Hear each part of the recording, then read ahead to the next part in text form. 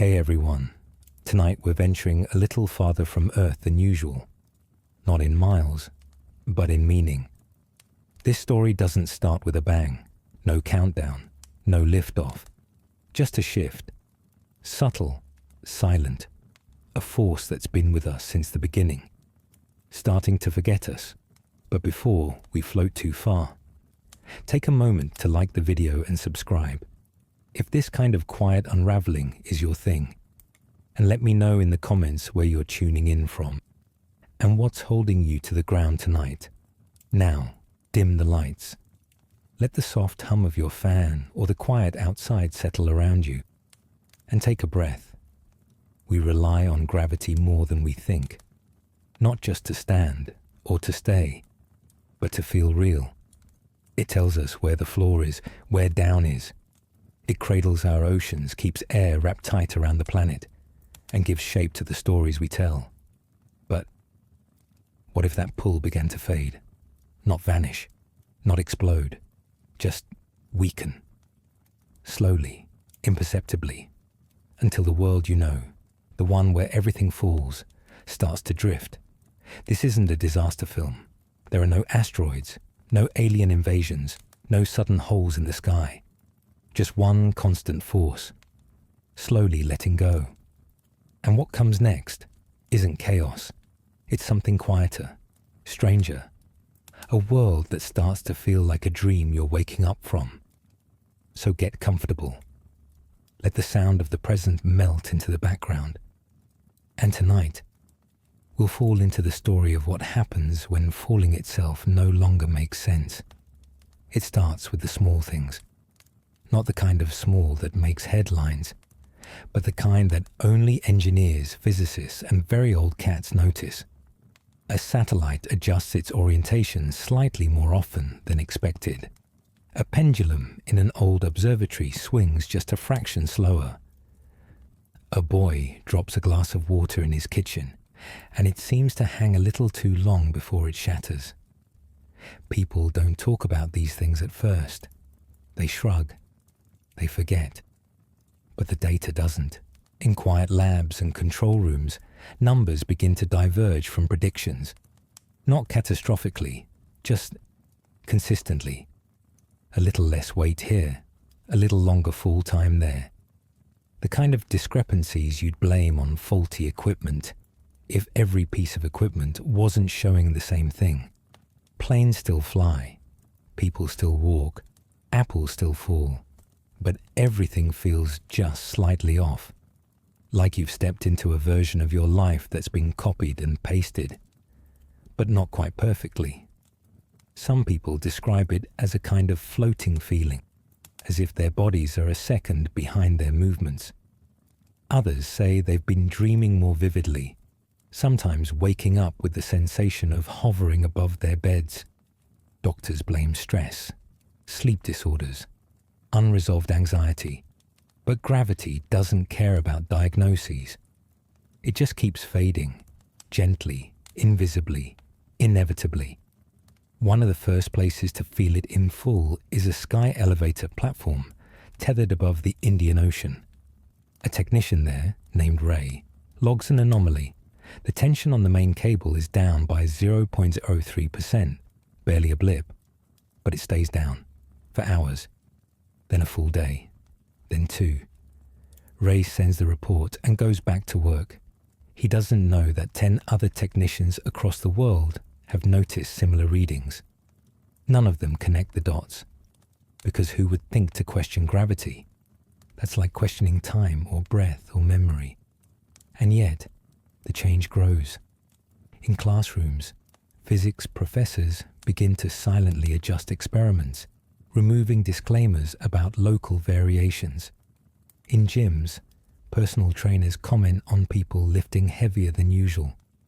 In hospitals, bedsheets slide more easily from gurneys. It's all so subtle, so ignorable.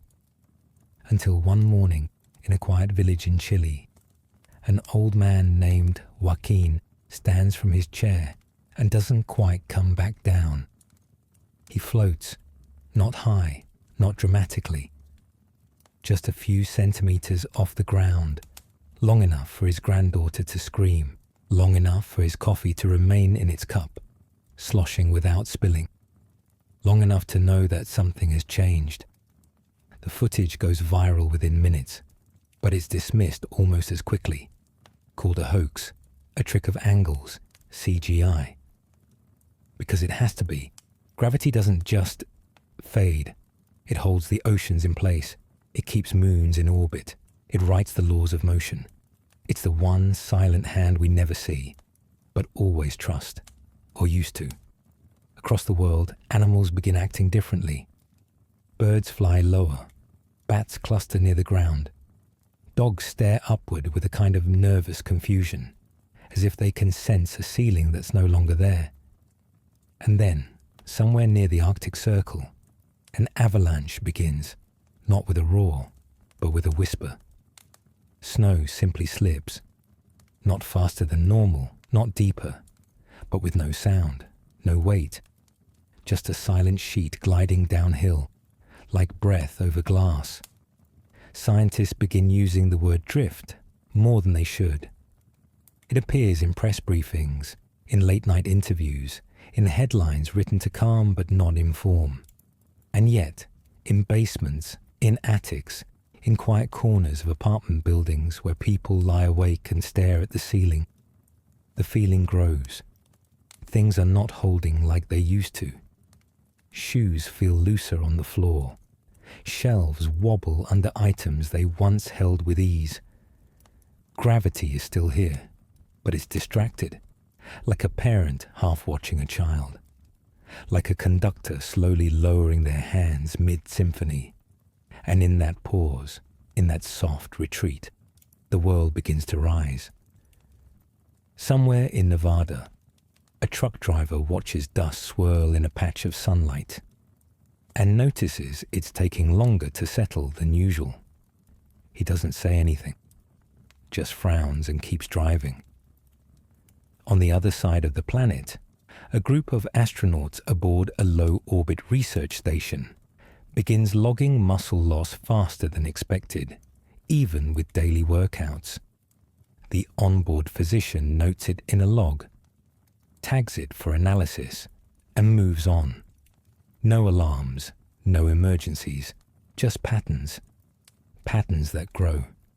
In schools, children start bouncing higher on trampolines without realizing it.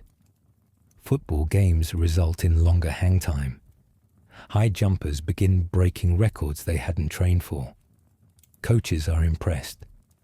Scientists are not. But few of them are willing to speak publicly.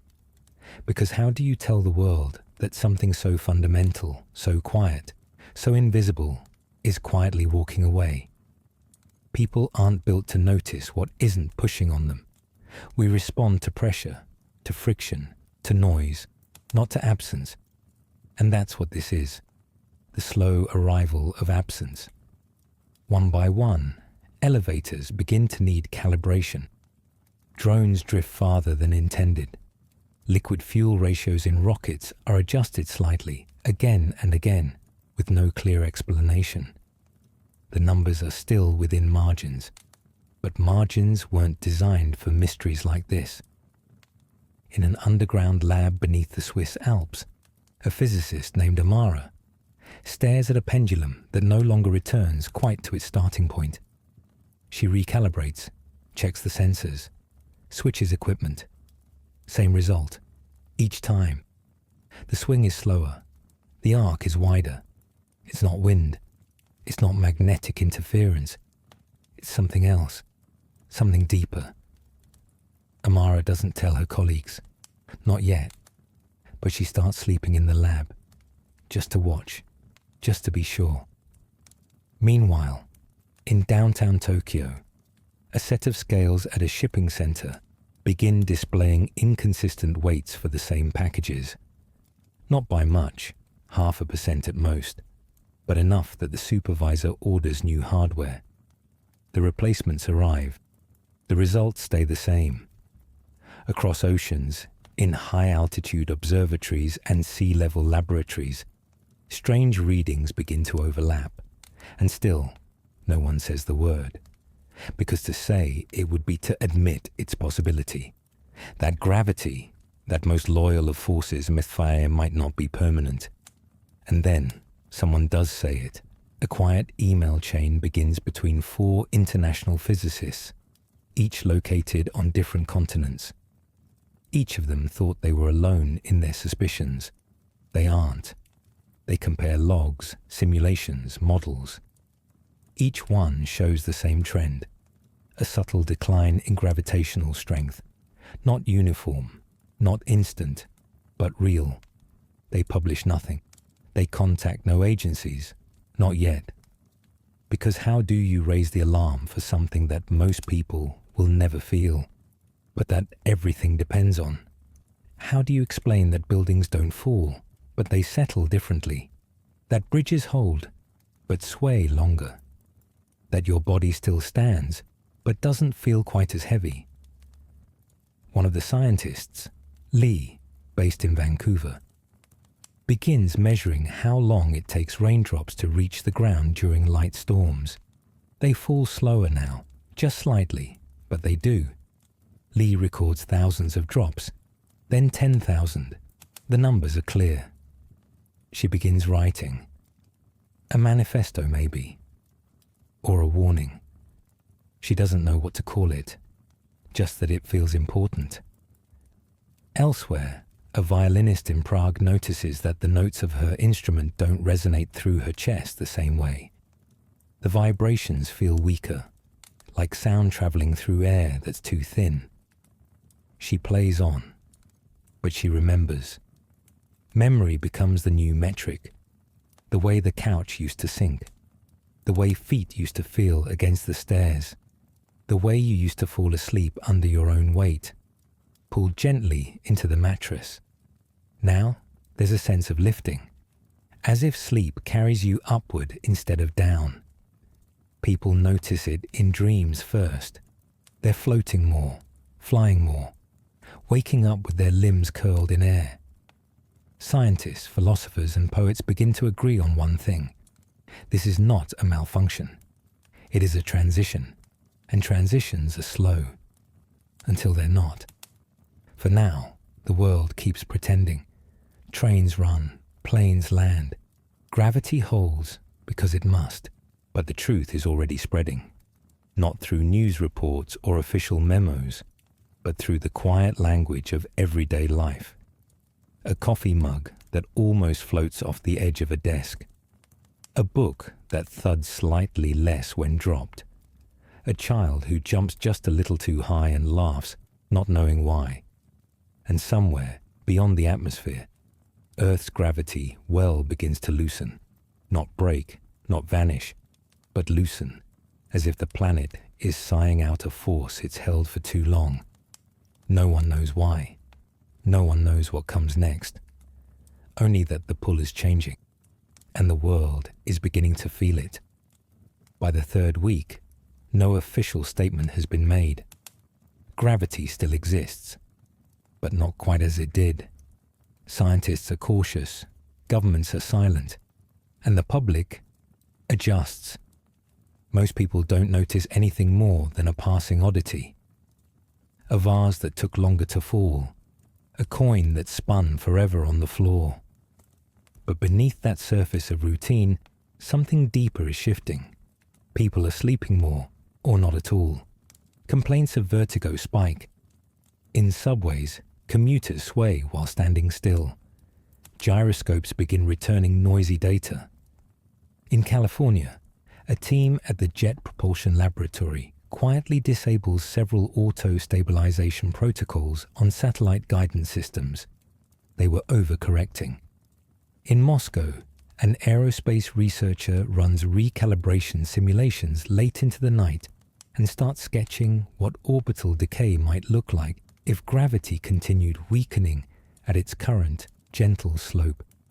It doesn't look catastrophic, not yet. But it doesn't look reversible either. On the surface, the world holds together. But it's the little things, the thousands of micro-assumptions we make every day, that begin to fail. Pilots start reporting odd altitude feedback. Nothing dramatic, just floaty. Mechanics in garages across the Midwest find they're needing fewer supports to lift engines. Construction workers in the Philippines discover that bricks stacked on pallets aren't pressing down as heavily. In a tiny apartment in Lisbon, a woman named Inez records herself dancing barefoot and posts it online. Not for any reason, just to capture how her movements feel different now. She doesn't realize the footage will go viral. She doesn't know why so many viewers will comment not on her steps, but on how her feet seem to barely touch the floor, as if the earth is letting her go, just a little. Inez isn't the only one. Artists begin painting figures suspended mid-air. Poets write about the falling that never lands. Dreams again become the early warning system.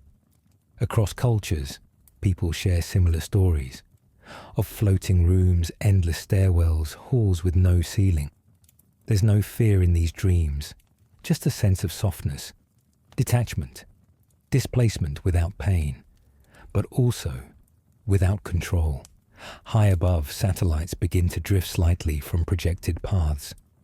Ground control adjusts, again and again. In most cases, the software compensates, but the algorithms weren't built for an Earth that's becoming less certain. Gravity was the constant. Now, it's a variable. The first academic paper to admit this publicly comes from a joint team in South Korea and Finland. The title is clinical. Observed microvariations in localized gravitational behavior. But the abstract says more. It describes a world where standard models must adapt, where constants may no longer be constant. The paper is published, ignored by major outlets, but quietly downloaded by every major space agency on Earth. It isn't proof, but it's permission. Permission to start preparing.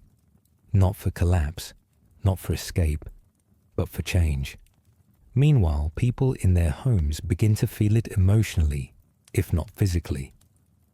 Gravity was never something you loved, but now its absence makes you uneasy. Like walking into your home and realizing the floor is tilted. Not enough to fall, just enough to know. Some people try to recreate the old pool. They wear weighted vests, fill backpacks with bricks, push against walls to remember resistance. It doesn't help, because it's not about strength, it's about certainty. And certainty is what's dissolving. In Brazil, a yoga instructor reports that their students are struggling with balance poses, even experienced ones. In Nairobi, a piano tuner finds that his sense of timing is off. He doesn't realize he's using gravity to calibrate how notes feel in the chest. In Berlin, a group of dancers abandons choreography because they say they can't feel their anchor. That's the word that keeps showing up. Anchor. As if everyone, subconsciously, is searching for the thing that kept them tethered and finding it fraying. In an abandoned lighthouse in Maine, a retired sailor named Judith keeps a diary. She writes, "Waves don't crash the same way anymore.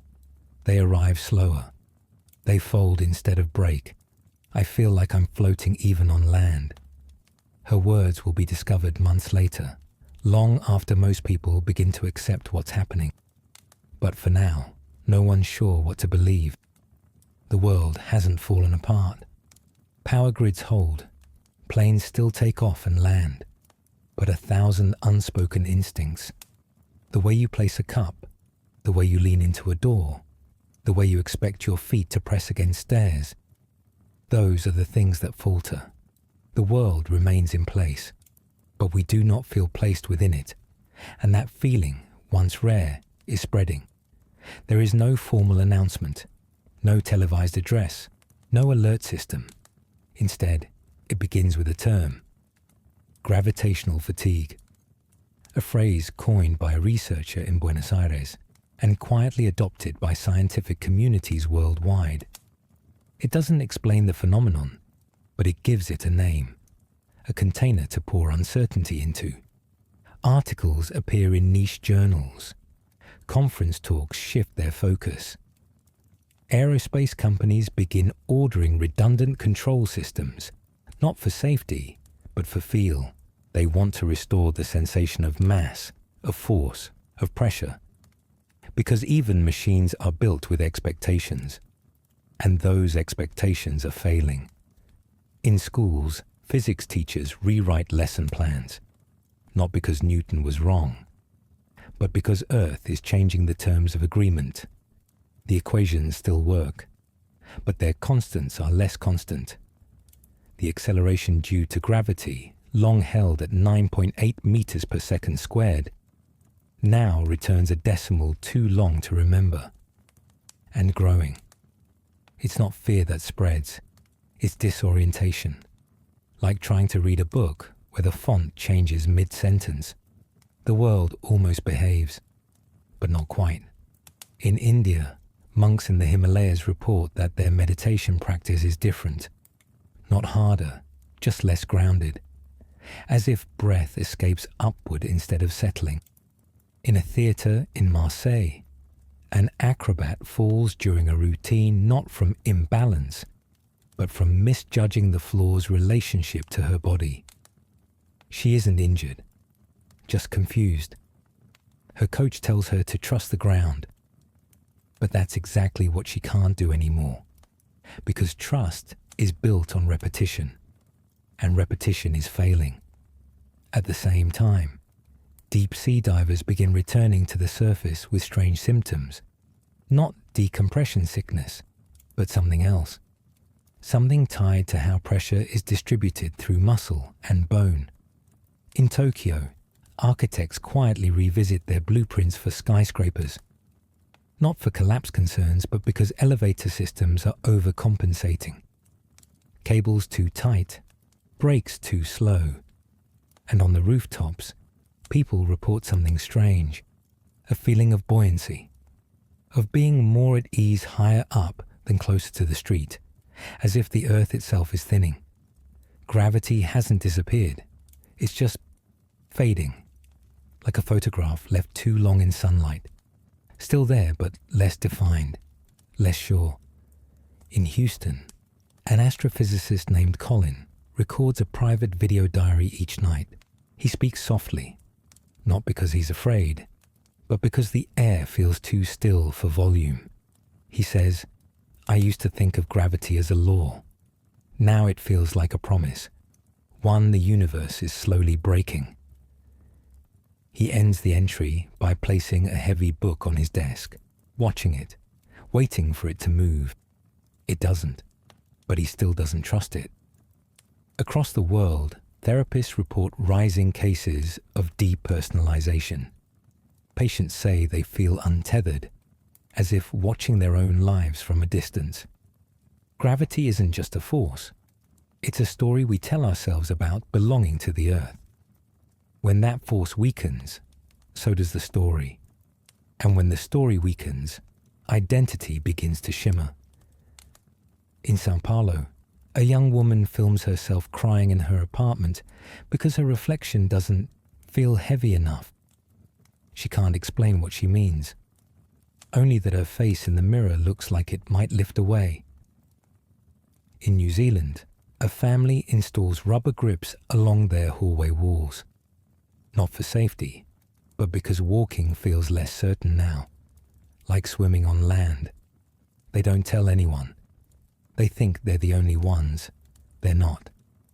All over the world, people begin quietly adjusting, stacking books on shelves to weigh them down, lining drawers with metal, sleeping with blankets layered high, not for warmth, for pressure, because pressure equals presence, and presence is what people are losing.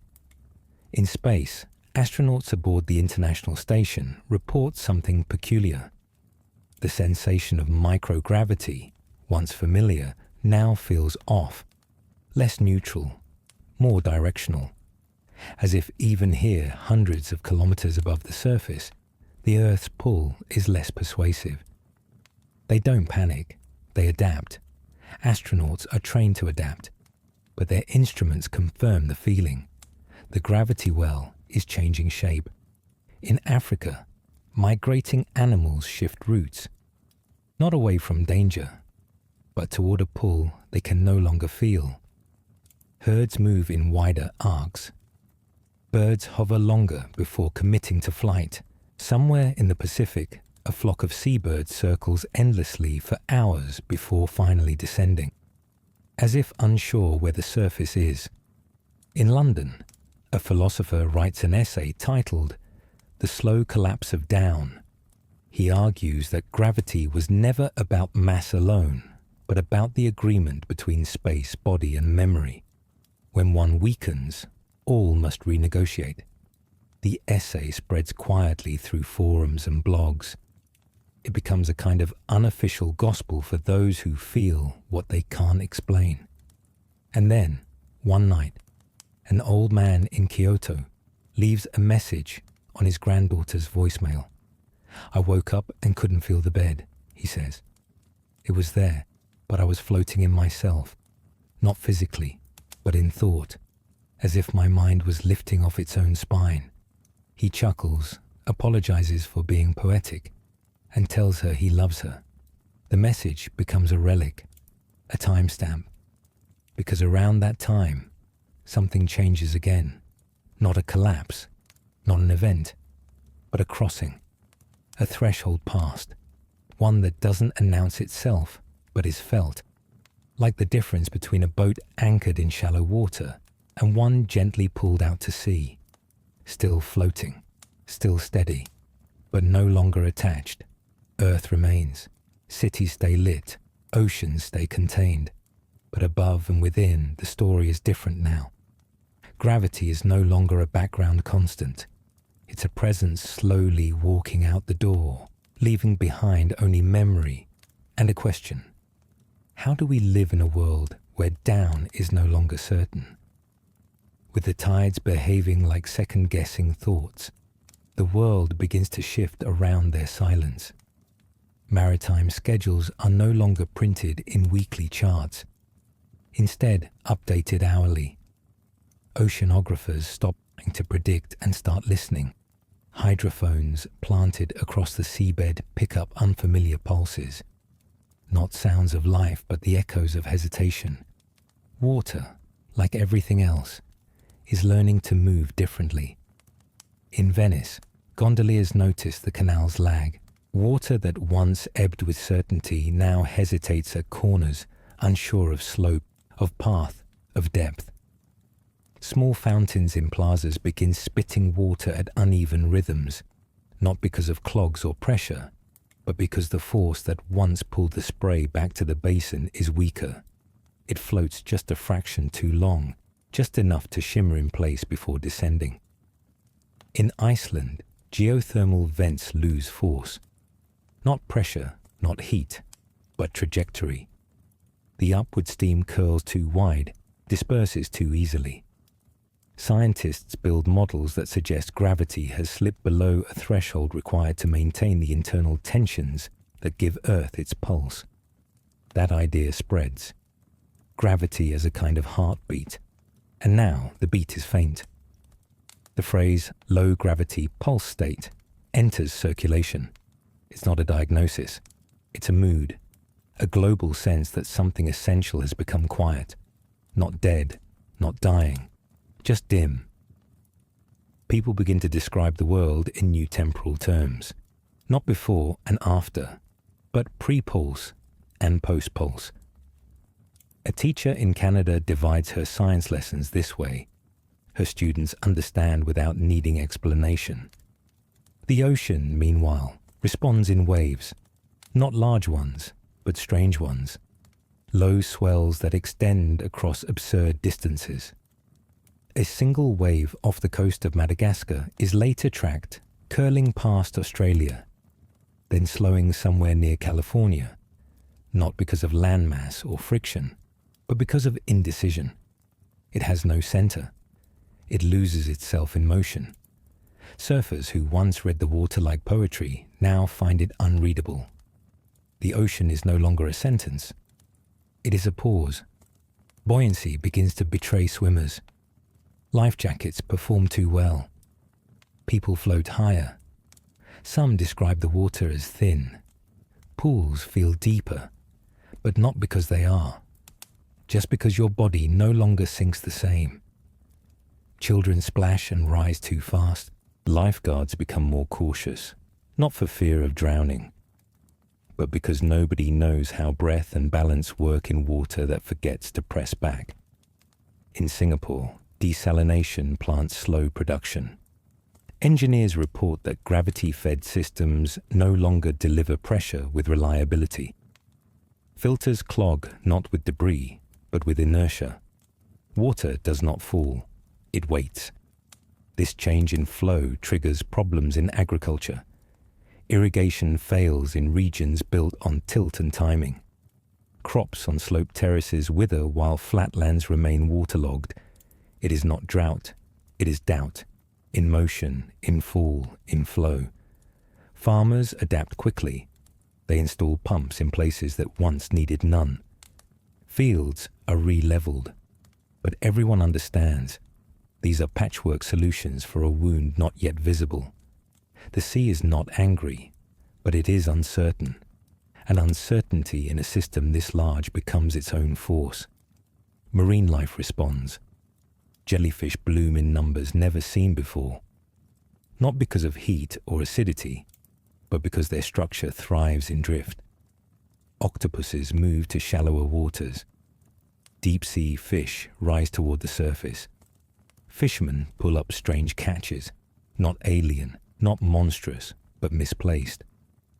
Creatures meant for pressure no longer find comfort in the depths, because the depths themselves are becoming shallower, not in distance, but in feeling. Pressure is memory. When that pressure fades, the sea forgets what to hold. In small coastal villages, folklore returns, stories of still water, of seas that dream, of boats that never dock. People gather on beaches at dusk, not to swim or fish, but to watch, to listen, to wait for waves that don't arrive. Some bring candles, others sing. These are not rituals of mourning, but of orientation, trying to remember where down used to be. In academic circles, a new theory gains traction, that the planet's hydrosphere is entering a detached equilibrium, that water, long married to mass, is quietly seeking a new relationship. It still obeys gravity, but not with confidence. And confidence, like current, is contagious. Even rain begins to change. Droplets fall slower. Umbrellas remain dry longer. Rooftops echo softer. A man in Seattle records video of a light drizzle falling sideways in a windless alley. The footage becomes iconic. It's played not on news networks, but in quiet galleries, museums, installations. Art now archives what data cannot. The texture of transition, the sound of a falling world that doesn't quite fall, and far below, beneath continental shelves, tectonic plates shift less aggressively. Seismologists report that minor quakes end more gently, that aftershocks do not behave. The Earth is not shaking less, it's simply less eager to settle. Gravity once pulled fractures shut, now it leaves them ajar. Openings that don't heal. Just wait. In orbit, satellites begin to see odd reflections from the oceans. Not glare, not heat, but shimmer, as though the surface itself is vibrating differently. The readings are inconclusive, but the message is not. The sea, this ancient memory of motion and weight, is learning to float in its own way. And if the ocean has begun to adapt, then so must we. Because when water drifts, the world no longer holds shape the way it used to. And the tide, once our planet's oldest metronome, has stopped counting time. At first, the simulations are cautious. Gravity loss was thought to be negligible, a deviation, not a trend. But as weeks turn into months and anomalies pile into patterns, the models begin to change. and so does the tone. What began as a curiosity becomes a cascade. At the European Space Agency, a team of analysts runs a scenario that extrapolates the current rate of gravitational weakening over 5 years. The result is not an apocalypse, but a dissociation. Orbits loosen, atmospheric layers shift, oceans redistribute. And most disturbingly, mass stops behaving like mass, not because it vanishes, but because it forgets how to stay. The word used internally is drift plateau, a hypothetical stage where physical bodies retain density but lose positional certainty. One simulation shows skyscrapers holding their shape while becoming more buoyant than the air around them. They wouldn't rise, but they might sway, might shudder, might stop pressing downward entirely. The researchers don't release these findings to the public, not yet, but word spreads, leaks, whispers, late-night messages to colleagues in different time zones. A new phrase enters internal memos. Center displacement. It doesn't refer to a place. It refers to trust. The trust in a planet that knows how to hold things where they belong. That trust, the models say, is what collapses first. Meanwhile, in universities around the world, whiteboards are filled with frantic ideas. A team in New Zealand proposes the use of artificial mass fields, devices designed to simulate gravity through kinetic vibration. A lab in Canada explores magnetic anchors worn on the body to maintain positional feedback. None of it works. Not really. Because the problem isn't that we're floating. It's that the universe is letting go. In Geneva, at CERN, a particle physicist named Alina presents an internal report called Memory of Mass. Her theory: gravity isn't just a force, but a shared consensus among particles, a kind of behavioral agreement about direction and belonging. She posits that something, some universal tension, has begun to release. Not a cut, a loosening.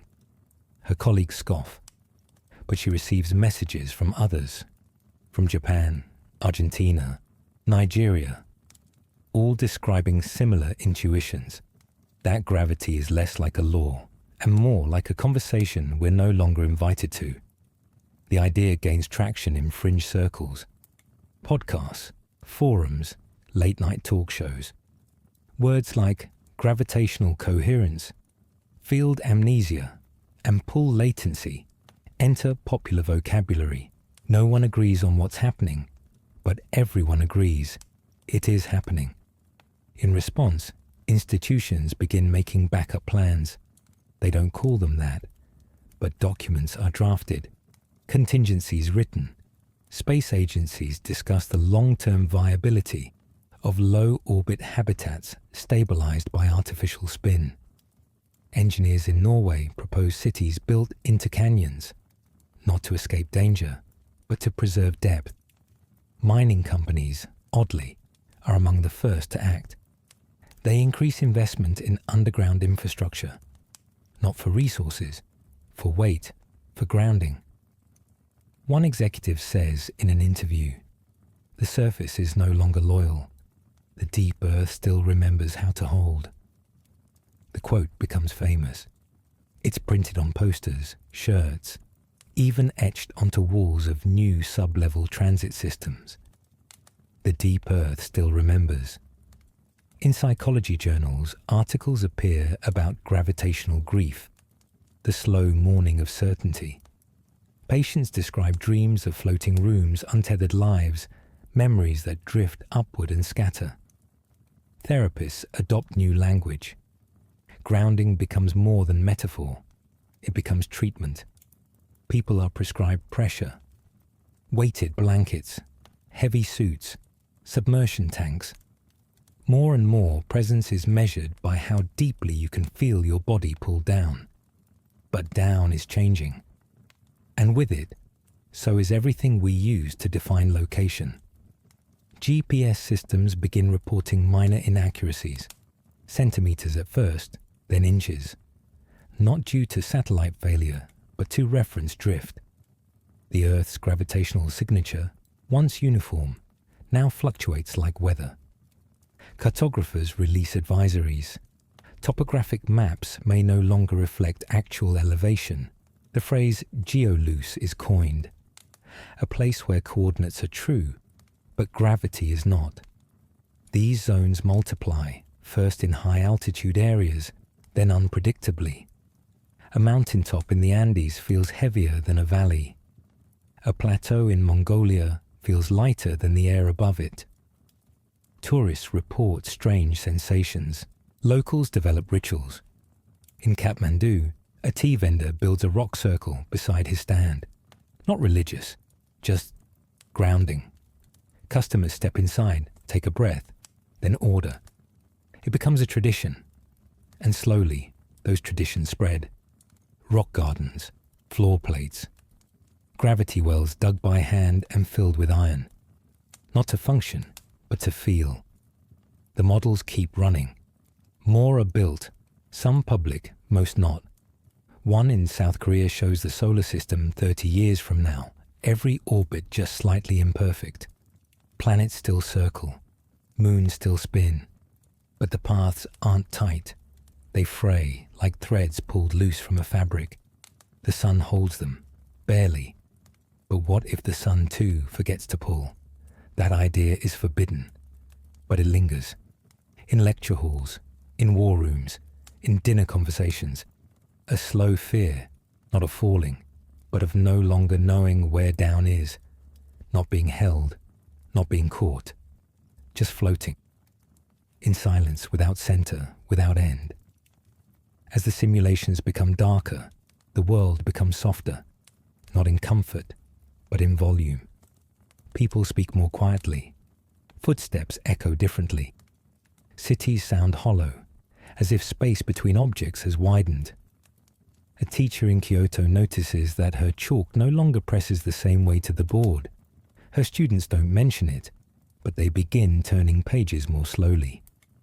On crowded trains in London, passengers lean less against the poles and more into themselves. Movement changes. Not by instruction, but by instinct. We are becoming our own gravity. In social media feeds, challenges emerge. The down test. Short videos where people film objects falling in slow motion. Not manipulated, not faked, just real. A key dropped, a cup tipped, a body lowered to the floor with eerie hesitation. These clips go viral, not because they shock, but because they confirm. Gravity is no longer a theory. It is a rumor with proof. And rumors, once proven, become culture. Language shifts. Heavy becomes a compliment. Stay grounded becomes a farewell. Hold me is no longer romantic, it's literal. Children are taught how to press their feet into the earth. Not for fun, for presence, for reassurance. Entire schools begin integrating balance exercises into curriculum. Not sports, just equilibrium. On rainy days, students are encouraged to lie flat on floors during breaks. They call it wait hour. No one mocks it. The idea spreads. Offices begin setting up gravity rooms. Simple padded chambers where people can just sit and feel still. Some play white noise. Others play low frequencies that simulate pressure. In hospitals, patients with neurological conditions show surprising improvement when surrounded by these sounds. There's no clear cause, but the results are consistent. The illusion of gravity, even simulated, is better than its absence.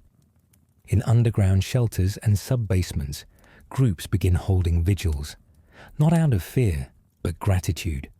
They light candles, they sit in circles. They write letters to the weight that held us. It sounds absurd to some, but for those who participate, it feels necessary. When a force vanishes, what's left is not just physics, it's grief. That grief deepens when the stars begin to drift. Not visibly, not yet, But astronomers begin to record minor changes in stellar coordinates. Once stable constellations shift by arcseconds. Polaris is slightly off. Sirius glows softer. Telescopes recalibrate nightly, then hourly. Some observatories report a new background distortion. Not a noise, not a flare, but a kind of blur. Like the sky itself is breathing unevenly. This ripple in space, whatever it is, has no obvious source. And that makes it worse. People begin staying inside more. Not from danger, but from uncertainty. The sky is no longer comfort. It is a mirror of drift. In Cairo, a poet publishes a short piece titled, "Nothing Falls Anymore." It spreads faster than any scientific paper. Translated into 50 languages, recited at memorials, projected onto buildings, one line becomes iconic. Even tears hesitate now. Scientists, for their part, continue building models. They divide into camps. One believes the fade will plateau, that gravity will stabilize at a lower level. Another believes in slow dissipation, that mass will remain, but weight will not. A third, quieter camp believes the fade is contagious, that it could spread beyond Earth, that other celestial bodies may have already begun. They search for signs. Data from Mars shows nothing unusual. Yet, but someone notes that a recent satellite maneuver near Phobos required more thrust than expected. It's dismissed, quietly logged, quietly feared. Meanwhile, on Earth, religion begins to reshape. Old doctrines adapt, new ones emerge. A belief system called the Anchor Path begins in northern Canada and spreads. Its followers wear small vests filled with iron sand. They walk barefoot. They write prayers in stone dust. Their central tenet, that which holds is sacred. The world does not fight the change. It yields, and in yielding becomes strange. Sports are reimagined. Dance becomes more vertical.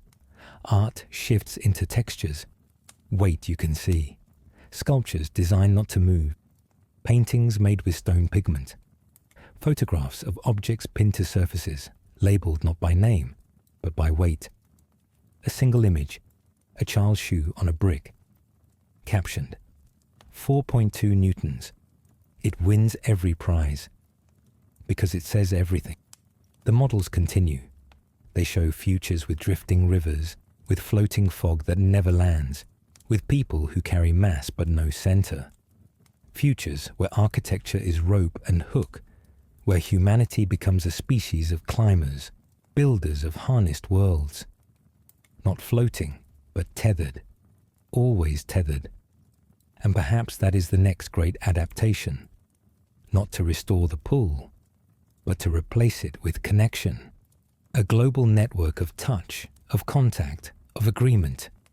Because if the earth no longer pulls, then we must pull each other. A father in Argentina builds a table with metal weights in each leg. Not because it's needed, because his daughter sleeps better when she knows the table won't move. These are the new forms of love, of safety, of science.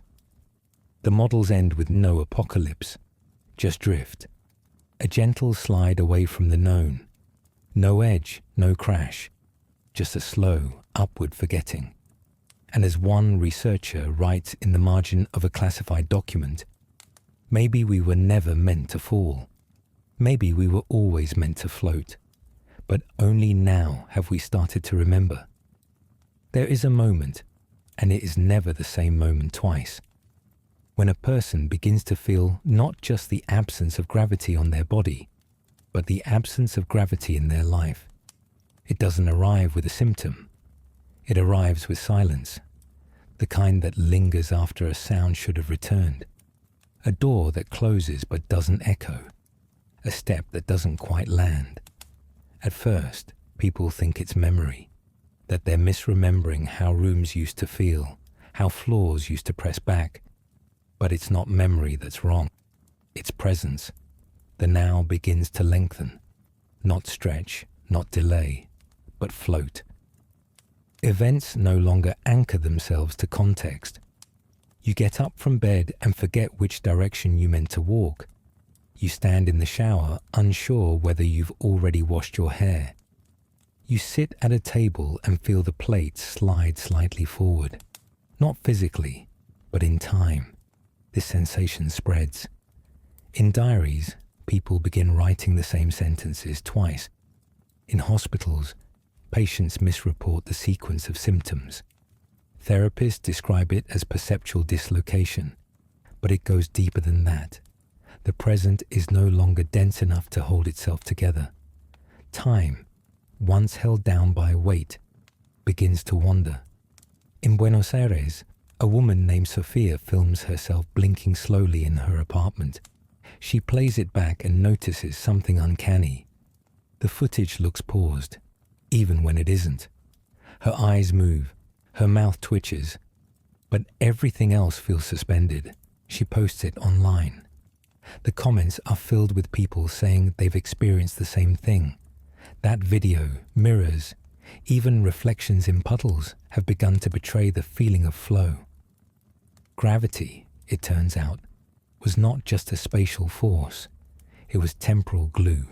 Without it, the second hand falters, not literally. Clocks still tick, but you no longer move with them. In trains, people miss their stops, not because they're distracted, but because the ride feels shorter than it should have been. In kitchens, food goes cold before it feels like it should. On playgrounds, children stop swinging halfway through arcs, not from boredom, from imbalance. In Russia, an experiment is conducted with pendulums made of light rods and weighted cores. Each is hung in different geological locations across the globe. The goal, measure not just swing time, but temporal perception among human observers. The results are strange. In some places, observers perceive swings to be longer than measured. In others, shorter. In several cases, they can't remember how long they watched at all. The experiment is never published, but the conclusion circulates quietly. Gravity may no longer be a constant across time either. In dream clinics, patients begin to report vivid loops, dreams within dreams, waking inside dreams, walking through moments that feel remembered before they've happened. It's not déjà vu. It's a kind of gravityless memory, where events exist without order, like stars in a void. Astronauts, already familiar with temporal distortion in orbit, begin reporting something new. Not just slower perception, but drift. Their internal clocks feel misaligned, not with mission time, but with experience. One writes in her journal, "I watched the sun rise twice and wasn't sure which one was real." Another, "My body still knows how long a breath takes, but I don't." On Earth, these changes become ritualized. In offices, meetings are timed not with clocks, but with music. A song becomes a unit. A playlist becomes a schedule. In homes, meals are no longer served by the hour, but by mood windows. You eat when the light feels warm enough. You sleep when your arms feel heavy enough. Entire cities begin tracking gravity hours, intervals where the sensation of weight returns most strongly. No one knows if it's psychological or environmental, but people start aligning to them. Shops open during gravity windows. Schools schedule tests only then. Weddings, funerals, confessions, all timed to the presence of weight. Because in those moments, things feel more real. The rest of time, it's not quite fake, just suspended, like walking through a memory you haven't made yet. Artists begin exploring the idea of temporal sculpture. Moments captured not in space, but in perception. One exhibit in Amsterdam is a room where lights dim and rise based on heartbeat and floor pressure. People emerge shaken, not because anything happened, but because it felt like it might have. just before they entered. The curator calls it pre-memory. The term catches on. It becomes shorthand for the condition many now live in, existing slightly ahead or behind the present, never inside it. Even digital technology fails to compensate. Phone interfaces feel laggy even when they're not. Virtual reality causes nausea in new users, not from motion sickness, but from perceptual mismatch. Your feet don't feel the floor. Your breath doesn't match your steps. Because steps now aren't just motion, they're time anchors, and they're weakening. Musicians begin experimenting with float composition, songs without beats, without bars, just rising and falling tones that create the illusion of time without enforcing it. These compositions are played in transit centers, in hospitals, in meditation apps. They help. Not much, but enough. Meanwhile, people begin documenting what they call slow days. Hours where everything feels suspended. Text messages don't arrive until long after they're sent. Coffee cools before you sip it. Shadows move without direction. These days aren't marked on calendars, but everyone feels them. Like gravity itself is resting, and you must rest with it. The new question becomes not what time is it, but how heavy does this moment feel? Because without gravity, time no longer holds itself together. And without time, you must become the one who remembers where you are. As more people begin to live in stretched moments, the tools built to organize time begin to fail. Calendars are still printed, clocks still spin, but they lose authority. They become decoration, relics of a rhythm the world no longer follows. A restaurant in Naples takes down its hours of operation sign and replaces it with a simple message: "We're open when you need us." Other businesses follow. Barbershops, clinics, cafes, no longer bound by hours but by energy. They open when people feel most dense, and close when the world feels too thin to hold them. These aren't random choices. They're reactions to gravity or to the lack of it. In monasteries across Tibet, monks report a new meditative state, one where time disappears entirely and consciousness feels like it stretches outward in every direction. Not peace, not stillness, but diffusion. They call it cloud mind. Neuroscientists try to study the phenomenon, but the results vary wildly. EEGs show irregular wave patterns. Heart rate variability increases. Memory recall shifts. One test subject says, "I remembered tomorrow before I forgot yesterday." The data is inconclusive, but consistent in one way.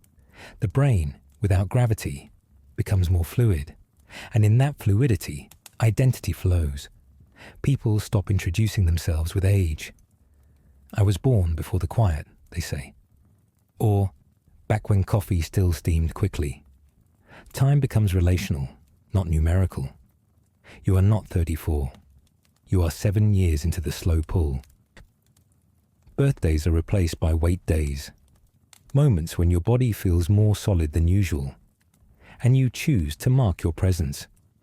These are celebrated not with cake or candles, but with silence, grounding, and sometimes simply standing still. A growing number of people begin recording drift journals, not timelines, but sensations.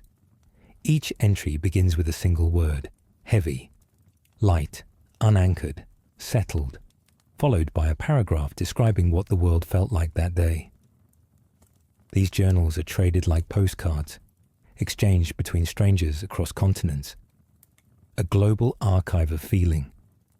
In South Korea, an artist opens an exhibit where every visitor leaves a single fingerprint in a slab of soft metal. No names, no dates, just impressions. The metal records more than shape. It records depth, pressure, the memory of touch. After a month, the slab is covered with thousands of silent collisions between bodies and time. It's titled, "This Moment Chose to Stay." The line to see it stretches 3 blocks. In science, the search for a solution slows, not out of failure, but because most agree now, this isn't a problem to solve. It's a condition to live through. Gravity isn't vanishing. It's receding, like a tide. And like tides, it may return, or it may never. So humanity does what it's always done in the face of unknowable drift. It creates myth. In Brazil, a belief forms that gravity is a living thing. Tired, overworked, retreating to sleep. Children leave offerings of stones on windowsills to help it rest. In Finland, an author writes a story where the Earth is slowly rising toward the stars, not falling into space but returning home. These stories aren't science, but they hold the weight that science can't. Meaning. Meaning in a world where everything floats just a little. Even memory. Entire cities begin to forget things. Not deliberately, just gradually. Street names become suggestions. Dates on monuments fade in importance. Holidays shift, celebrated when they feel right, not when scheduled. The planet becomes improvisational, and yet somehow more aware. Because when the present cannot be trusted to stay, attention becomes sacred. To notice is to ground. So people begin to train their minds differently. Not to remember events, but to remember sensations. What did the ground feel like today becomes a journal prompt. Where did your breath settle in your chest? Becomes a conversation starter. And across continents, millions of people begin a new practice. Weighted reflection. 10 minutes a day, eyes closed, focused thought on a single point in the body, imagining it held by the planet, even if nothing else is. Some find it silly, others find it life-saving, and somewhere in a cave in South Africa, a woman builds a circle of iron stones. Not big, just heavy. She sits in the center each morning and says aloud the name of someone she loves. Not because they're gone, not because they're in danger, but because she wants the earth to remember their weight. These small rituals become more than habits. They become maps, not of space, but of the world's remaining mass of meaning. Because while gravity continues to fade, mass does not. What's heavy still exists. You still exist. But your relationship to existence has changed. You are no longer pulled into now. You must pull yourself. And in that act, you begin to understand what time really was. Not seconds, not hours, but anchoring. Attention. Attention between moment and body. The pressure that made now feel real. And as that pressure eases, we don't fall. We don't fly. We remember. We float through memory, through meaning, through each other, and find, at last, that time was never a ticking clock. It was a weight we carried, together. The first reports come from dancers, people trained to live in their own movement. They say the air feels closer now, not denser, but more present. That when they spin, the space around them spins too. That when they stop, it takes a moment for their body to catch up. At first, it sounds poetic, but then athletes begin to say the same. Runners who feel like their stride is outrunning their skeleton. Swimmers who report touching the edge of the pool before their arms realize they've arrived. A delay, a disconnect, not between brain and body, but between body and body, as if the self has begun to unstick. Scientists give it names: kinetic dissociation, somatic lag, inertial phase split. But none of those names matter when you're lying in bed and feel like your spine is floating 2 inches above your mattress. It's not pain.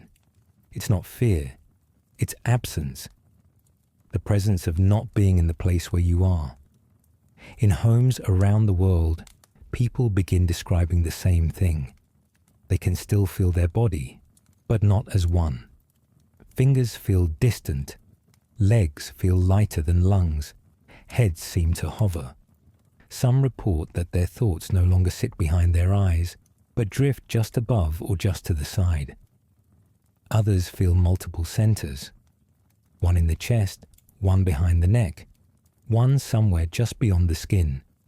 The body, once a single coordinate in space, is now many, a constellation. And constellations drift. In hospitals, doctors revise injury assessments. Bruises appear in places where no contact occurred. Muscle memory becomes unreliable. A gymnast miscalculates a simple vault and lands softly, but in the wrong place. Her coach watches the replay and says, "It's like she was aiming at a body that isn't there anymore." This phrase circulates, not just in sports, in life. Lovers report difficulty syncing touch, not because of emotion, but because the feeling of contact no longer arrives where it should. A hand on a shoulder feels like a whisper to the back. A kiss lands behind the lips. Hugs feel indirect. Eyes stop aligning in mirrors.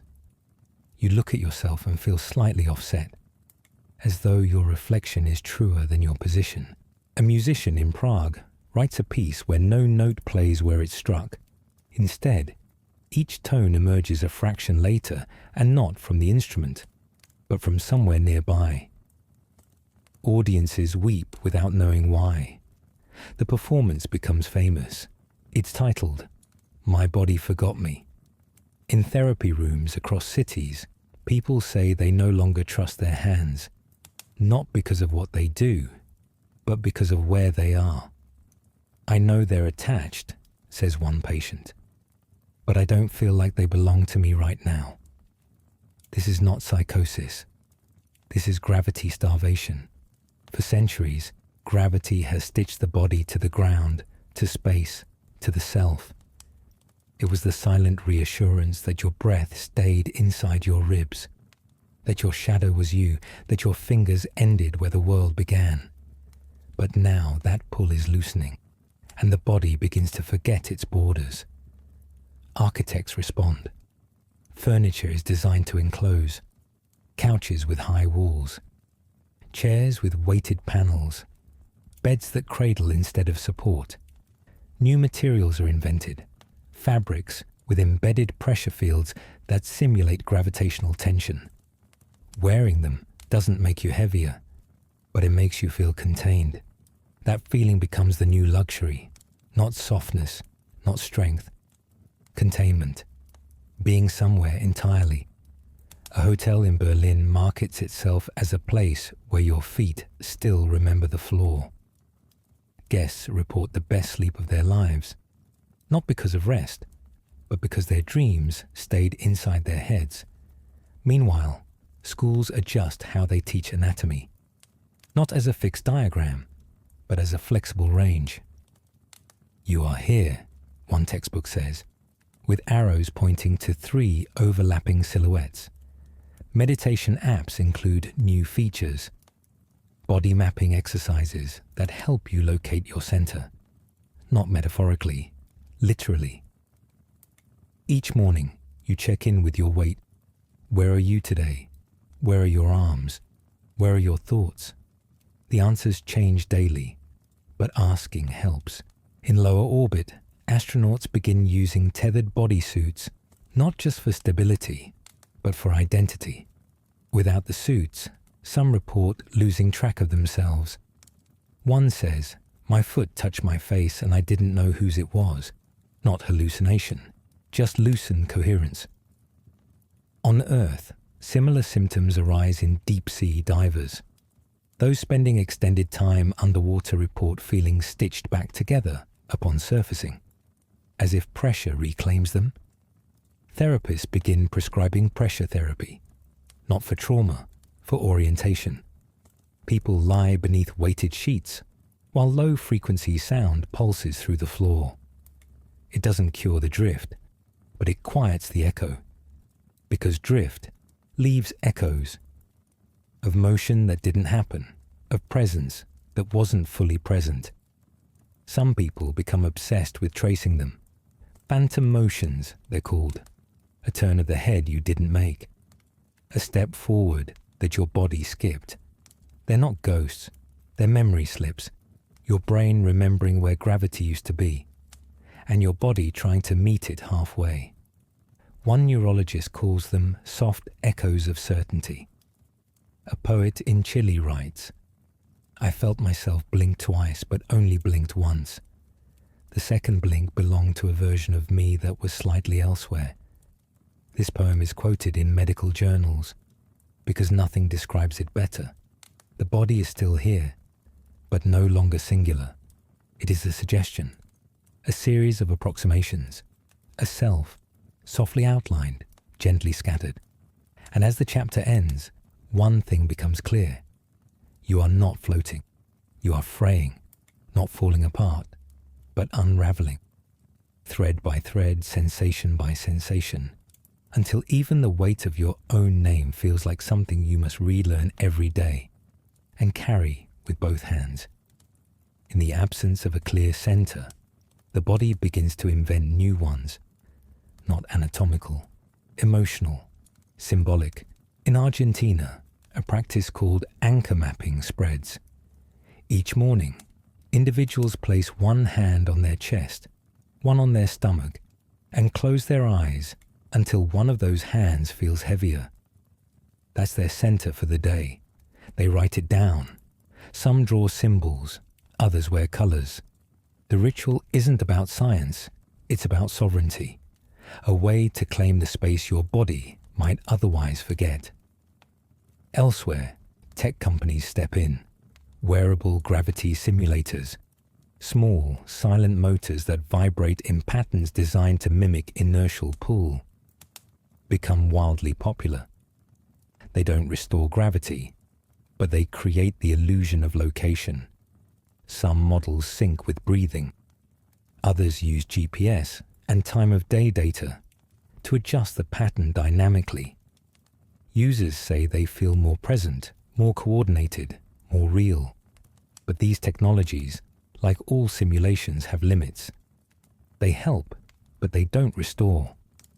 Because what's fading isn't just sensation, it's certainty. In a world that no longer confirms the body's place, even the most familiar actions begin to destabilize. You reach for a glass and knock it over, not because you missed, but because your hand arrived before your intent, a delay between desire and direction. It happens everywhere, across cultures, across ages. A man in Istanbul describes brushing his teeth and feeling like the brush was inside his jaw instead of on it. A child in Nairobi hugs their mother but reports feeling her too far away. These aren't metaphors. These are facts. The body, once a defined perimeter, is now a probability cloud. In cities, walking becomes choreography. People change how they move in crowds, smaller steps, rounded turns, subtle hand gestures that signal direction. Movement becomes language again. Not efficiency, but negotiation. And in this negotiation, a strange new empathy forms. When no one knows exactly where they are, people become gentler with one another. Bumping into someone isn't a violation. It's a conversation. "You were near me," someone says, and it feels like an apology and a thank you at the same time. These encounters change how we greet. Hugs last longer. Eye contact softens.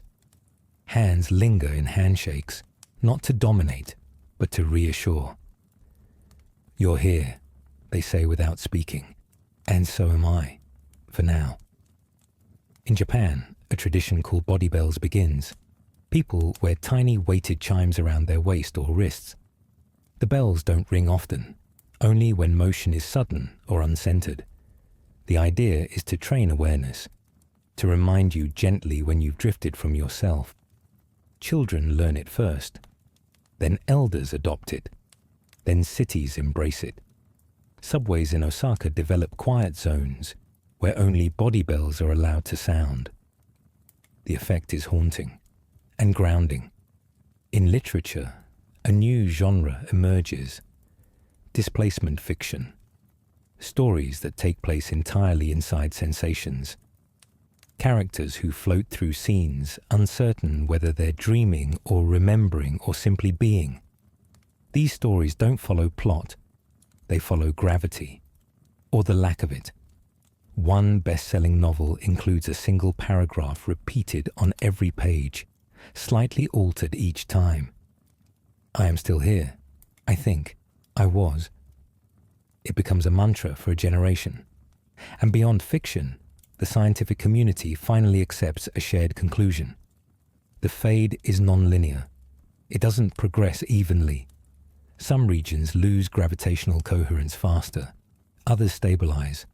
No one knows why, but the implications are vast.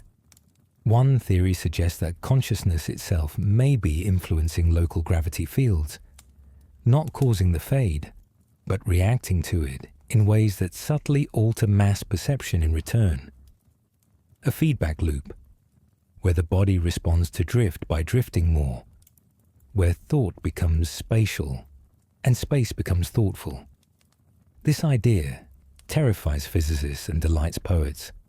Meanwhile, medical professionals adapt. New diagnostic tools measure perceptual anchoring index, how strongly a person feels inside their own skin. Patients with low scores receive weight therapy. They're placed in padded suits that apply inward pressure, or submerged in shallow pools of dense liquid. Others receive contact dosing, supervised sessions of deep, sustained touch, not for affection, but for location. One therapist describes it like this: we're not soothing people anymore. We're reminding them where their skin ends. In churches, rituals change. Communion bread is made heavier. Priests bless congregants by pressing their palms firmly to the crown of each head, not just to sanctify, but to locate. In synagogues, the Torah is passed hand to hand with extra care. In mosques, more time is spent in sujud, the prostration posture. Not for submission, but for proximity. Proximity to earth, to stillness, to downwardness. And in the silence of early morning, people around the globe lie on their floors, their balconies, their hillsides, not to sleep, not to pray, but simply to be flat, to let the earth remember them. Because when the body loses boundaries, the world must become the frame. And gravity, even faded, is still a whisper, a direction, a suggestion, a pull that says, you exist here. And though that pull is weaker now, though it no longer defines weight or shape with authority, it still leaves enough of itself behind to be followed. So we follow, not by force, but by faith, by laying down, by reaching out, by choosing again and again to remain. In these moments, when your foot touches the ground and your hand finds another hand, and you say something aloud just to hear it stay in the room, that's when your body remembers. That's when you're whole again. Not because gravity holds you, but because you've learned how to hold yourself. The first buildings to change aren't new. They're old ones, repurposed. Underground bunkers, parking structures, subterranean malls, spaces where concrete and steel once held out water, heat, threat. Now they hold out drift. Architects no longer design for gravity. They design against the lack of it.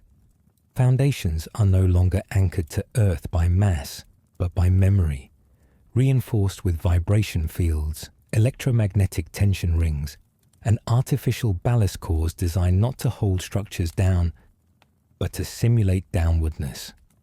A new phrase appears in engineering circles: simulated descent geometry. Buildings that press themselves gently into the earth through structural suggestion, like sleepers curling into a mattress. Above ground, new structures are smaller, denser, lower to the terrain. No more skyscrapers, no more sweeping towers. What's tall must be tethered, not with steel, but with sense. Some cities use external pressure rigs, thick rods connecting rooftops to ground plates, not because the buildings would float, but because they feel like they might. And in this world, feeling is failure. The illusion of mass is as vital as mass itself. Streets change too. Asphalt loses function. With tire grip reduced and friction altered, roads become unnecessary. Most cars are abandoned, not for lack of power, but for lack of direction. Vehicles float subtly. They don't drift far, but they never settle. Autonomous transit systems are redesigned around sealed rails, underground tracks, pressure-guided pods. Motion becomes internalized. Movement redefined as flow rather than friction. In some cities, elevators are repurposed as spatial reorientation chambers, short capsules that reset your sense of vertical. Passengers enter disoriented, press their backs to the padded wall, and emerge realigned. Children call them gravity baths. The name sticks. Entire neighborhoods begin to move indoors, not out of fear, but to simplify, to eliminate ceiling height, to remove the sky. Because under sky, nothing feels fixed. Homes shrink, ceilings lower, floors become softer. Rooms are built like nests, weighted at the edges, sloped toward the center. Gravity, once an assumption, is now a service, a resource, a design material. And scarcity breeds invention. Scientists experiment with exotic materials, lattice composites that flex when weight decreases, polymers that harden when lift is detected. The result is a new kind of fabric used in architecture, clothing, even utensils. Forks that stay heavy in your hand, chairs that mold to your mass, pens that never roll off a table, even if the table tilts. These materials aren't cheap, but they become essential. In poorer regions, innovation goes lateral. People dig homes deeper, grow moss on ceilings, fill furniture with stone, use animals as anchors, goats tied to clotheslines, not for labor, but for stability. A child in Ethiopia names her weighted blanket Earthskin. Her family adopts the name for all their grounding objects. The term spreads, used in design schools across the globe. Because no one wants to say gravity prosthetics. It feels too close to loss. Meanwhile, bridges are decommissioned, not for safety, but because rivers are no longer predictable. Water lifts at odd intervals. Waves rise without force. Buoyancy becomes a risk, not a rescue. Ferries return. Not hydrofoils or speedcraft, but slow, wide vessels with ballast-rich hulls that sit low and firm. Passengers lie flat during crossings, not out of fear, but to feel steadied, to feel remembered. Air travel becomes stranger still. With gravity faded, lift requires recalculation. Wings are redesigned. Jet engines lose efficiency. Most airlines shut down. Those that remain transition to gliders of mass memory, crafts that rely on compressed magnetic fields and layered ballast coils. Their flights are quiet, eerie, described as floating between currents that no longer know where to go. There is no turbulence, but there is no arrival either. Landings are longer. Ground is reluctant to meet you. Pilots say the Earth no longer receives them. They must insist. In agriculture, soil must be weighted. Farmers bury slabs of iron beneath crops, not for drainage, but to keep roots from rising. Wheat grows taller, tomatoes swell. But harvest is strange. The plants hold loosely to the ground and sometimes to each other. Vertical farms boom, not because they're efficient, but because they're enclosed. Where walls are thick, gravity is stronger, or at least more believable. Gravity becomes local, regional, negotiated. Your house might feel heavier than your neighbor's. The post office might feel light. People share maps, not of streets, but of pressure. Go around the North Block, someone says, you'll float less. These maps are redrawn monthly, sometimes daily, and people learn to walk with a kind of rhythm, like navigating ice, slow, intentional, respectful.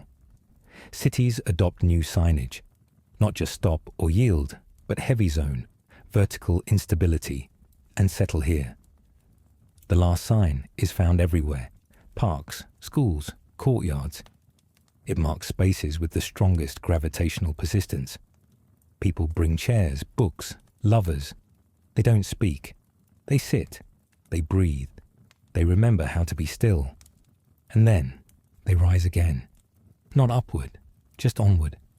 Into a world no longer built from the bottom up, but from the center out. A world where every structure, every system, every tool must now do what gravity once did quietly. Remind us where we are. Eventually, every tool, every room, every daily gesture must be redesigned not for strength, but for meaning. Because in a world without reliable gravity, the difference between an object and a memory becomes very small. A chair is no longer just for sitting. It's for confirming you're still here. A spoon isn't just for eating.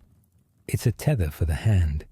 In kitchens, pots are made with ridges that press into palms. Cutting boards have textured lines so the knife won't slip when the air beneath it refuses to push back. Even soap changes.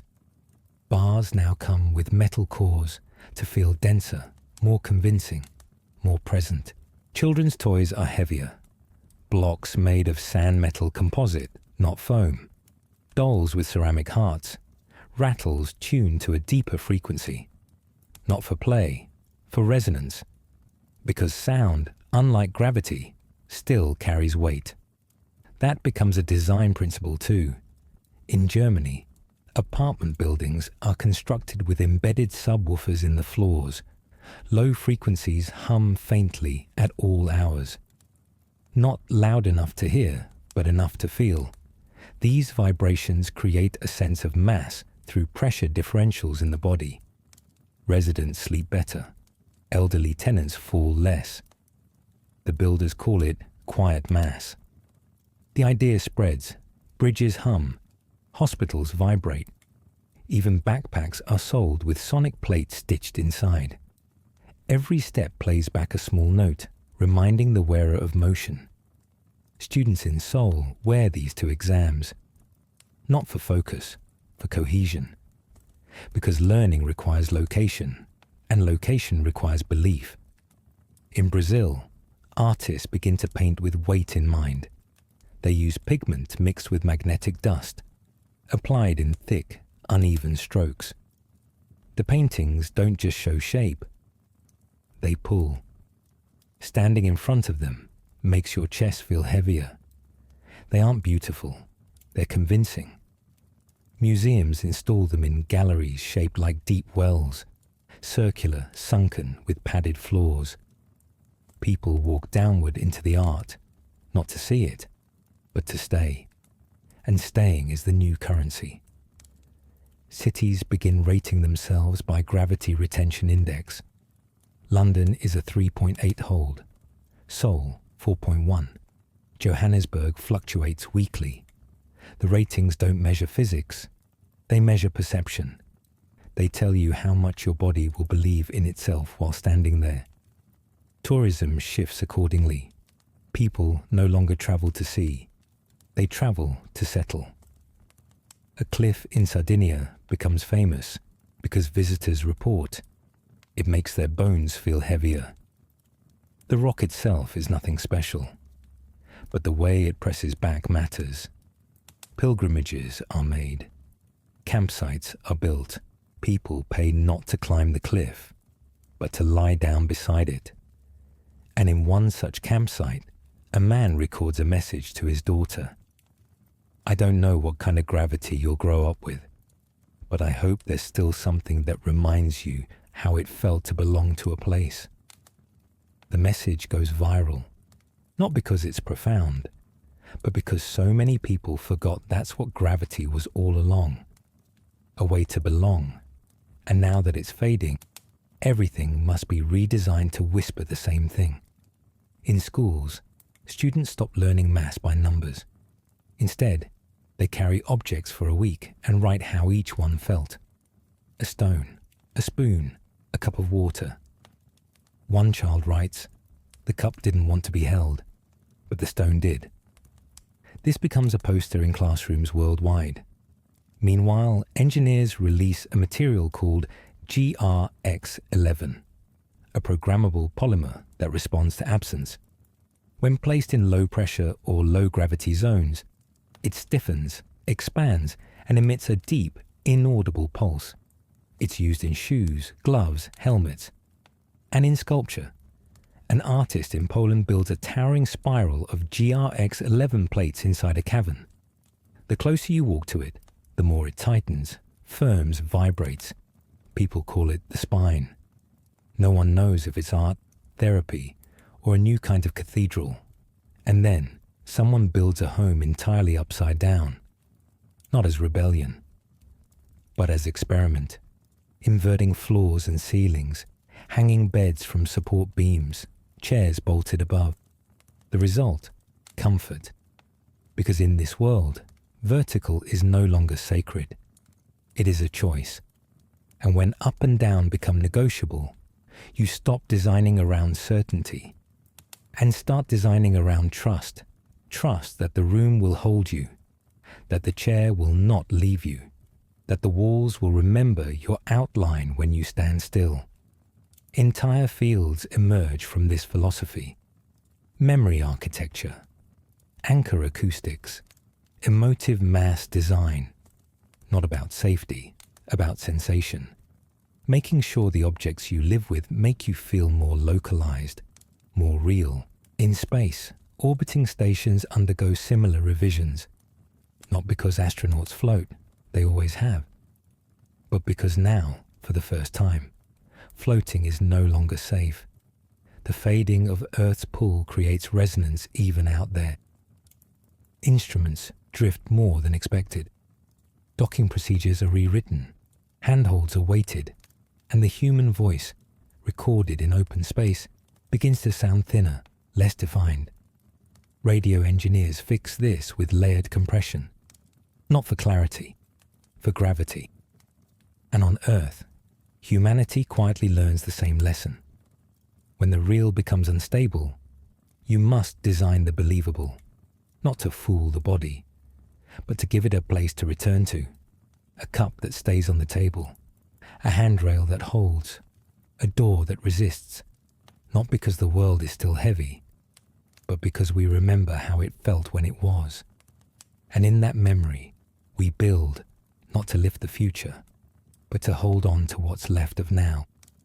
By now, almost no one remembers what the world felt like before the fade began. Gravity has not disappeared, but its absence has become normal. A different kind of sky, a different kind of sleep, a different kind of silence. Language follows. Words like fall, drop, sink begin to vanish from everyday speech. New phrases take their place. Settling moments, anchor points, stillness windows. In some regions, people stop asking, "How are you?" and start asking, "Where are you today?" And they don't mean the city. They mean your center, your feeling, your direction. Identity becomes positional, shifting. In one country, citizens are asked to declare their gravitational comfort range on medical forms, not blood type, not height. Just, what pressure makes you feel most human? In another, a national census replaces fixed residence with habitual orientation. How long you've stayed in a space without drifting mentally, emotionally, or physically. Governments adapt, not by ruling tighter, but by floating with the times. In Switzerland, voting booths are redesigned to vibrate gently underfoot, helping voters feel more present during decisions. In Mexico City, law courts are moved into weighted chambers beneath the city, not for security, but because verdicts must be delivered in rooms that hold. Rituals evolve. In marriage ceremonies, partners no longer say, "Stand beside me." They say, "Stay close, even when I drift." Funerals include weight offerings, personal objects, dense and handmade, placed in stone vessels to represent the presence that once was. Grief shifts form. Not just sorrow, but dislocation. To lose someone is to lose an anchor. Communities build gravity walls where names are carved deeper than necessary. Letters sunk into stone so visitors can run their fingers through absence and feel it press back. Birth rituals change too. Babies are given settling names, short words whispered when a child is unsettled, helping guide them home into their body. Often, these names are never spoken aloud in public. They're private, sacred, not identification, but reorientation. Across the arts, whole movements are born. Music becomes tone-weighted. Albums mix to emphasize low, sustaining frequencies. Artists wear belts that pulse with the beat, so listeners can feel the composition through the chest and spine. Sculpture becomes temporary, built to drift, made of glass and vapor, held in suspension by field currents. Galleries become float chambers, where art surrounds you like fog, and all you can do is breathe and remember your shape. Even fiction reflects the fade, no longer linear. Stories unfold in concentric circles, spiraling around themes that repeat, echo, fade. Narratives with no clear beginning, just layers. You don't read to finish, you read to find weight. Theatres adapt by removing seats. Audiences lie on softly sloped floors, listening to actors through directed vibrations instead of voices. Every performance ends the same way, with silence and stillness, not applause, just being held in shared drift. Education transforms. Classrooms are less about retention, more about sensation. Students lie flat to absorb lectures through slow, low sound. They are taught to name their displacements, to journal their weight levels, to listen for changes in tone that signal anchor loss. Exams become stillness tests. Can you remain inside your own awareness while the world softens? Those who can't are not punished. They are guided, reconnected. The goal of education is no longer knowledge. It is return. A return to gravity, even if simulated, even if temporary. Religion reforms too. Faith becomes less about assent and more about orientation. Prayers begin with grounding exercises. Pilgrimages shift from high peaks to deep basins. A global holiday is declared, the Day of the Stone. On this day, each person finds a rock and carries it all day, not for symbolism, but for reassurance. Cities echo with the sound of stone in pocket, in bag, in palm. One year, a child in Oslo carves their name into their stone and throws it into a lake. The lake drifts, but the stone stays. That image, a fixed point in moving water, becomes a symbol across generations. Movements form, not protests, not politics, just gatherings. People lying together in open fields, eyes closed, palms down. Some play low-frequency tones from small speakers. Others hold hands. There is no agenda, no speech, just contact, just the presence of others in a world that no longer insists where presence belongs. These gatherings are called holdings. The term spreads through hashtags, graffiti, poems. A new kind of intimacy is born, not just emotional, but spatial. "You feel like center to me," someone whispers, and it means more than love. It means orientation. Meanwhile, cities begin to dissolve their grids. Urban planning moves toward curves, spirals, loops. Streets follow the path of gravity wells, not property lines. Buildings are designed with overlapping entry points because the ground floor is no longer consistent. The idea of home changes, no longer a place, a frequency, a rhythm, a feeling you return to when everything else lifts. People wear devices that play quiet tones matched to their heartbeats, helping them calibrate back into themselves. They call these tones home songs. A company in Helsinki begins releasing limited edition home songs tuned to planetary data. One version, synchronized with tectonic vibrations in the Andes, becomes popular among travelers. Another, aligned to ocean swell cycles near Iceland, becomes a favorite in nurseries. Children sleep not to lullabies, but to geological memory. And so the human culture continues, not resisting the fade, but drifting with it, adapting, transforming, becoming not lighter, but looser, not directionless, but unconstrained, no longer afraid of floating, but learning how to make floating feel like belonging. Because identity, like mass, is still here. It just needs to be held differently. And when the ground stops insisting where you are, you must decide for yourself what to stand for and who you are, even when you're not standing at all. Somewhere around the edge of this new world, the idea of humanity begins to stretch, not dissolve, but reshape. We no longer define ourselves by territory, heritage, even time. Instead, we begin defining by gravity behavior. How do you hold yourself? How do you return after a drift? What do you carry when you float? These become the new questions, quiet questions, asked not in surveys or census forms, but in eye contact, in rituals, in the soft weight of shared space. And as we drift, we develop a new kind of empathy, not the kind based on shared belief, but on shared unanchoring. You know what it means when someone says, "I wasn't fully in myself today." You nod. You understand. You've been there. Entire philosophies arise from this space. In Tel Aviv, a school of thought called weight mutualism emerges. The idea that identity is no longer internal, but distributed, that we become more real by how others feel us, not metaphorically, literally. You are heavier in my presence becomes both compliment and comfort. In Nairobi, a spiritual movement develops around shared center.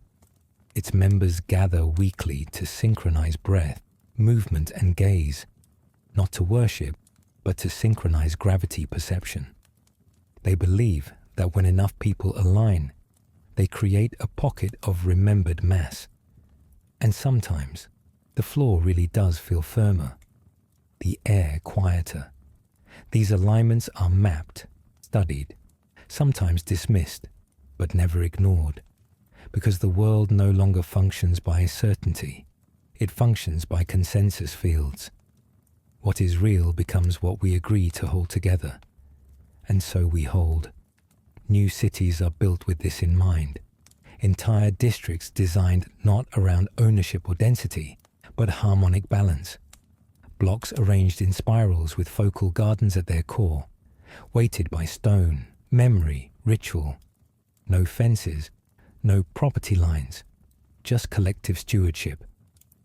You live where you help hold. Even inside homes, architecture evolves. Walls become semi-porous.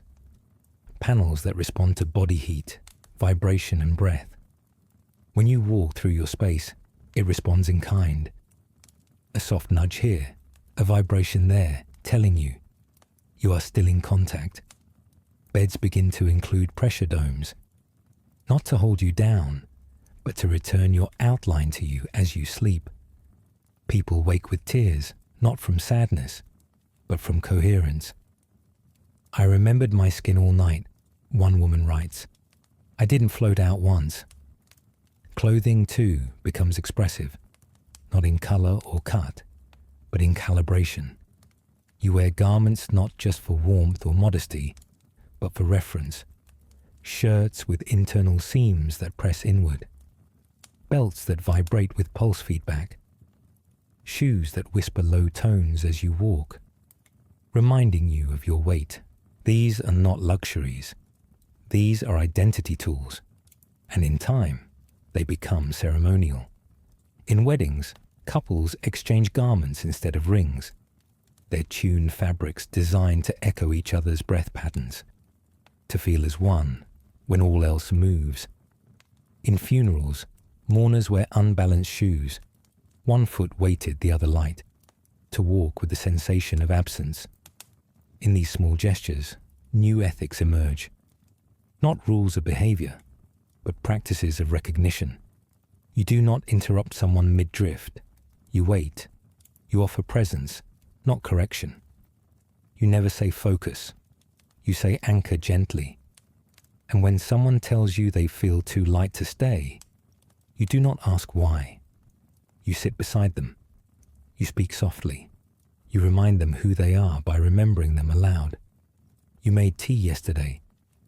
You hummed during that storm last week. You held me when I was fraying. These are the new mirrors, memories used not to recall the past, but to hold shape. And in that holding, something new is born. Not resilience, not resistance, but resonance.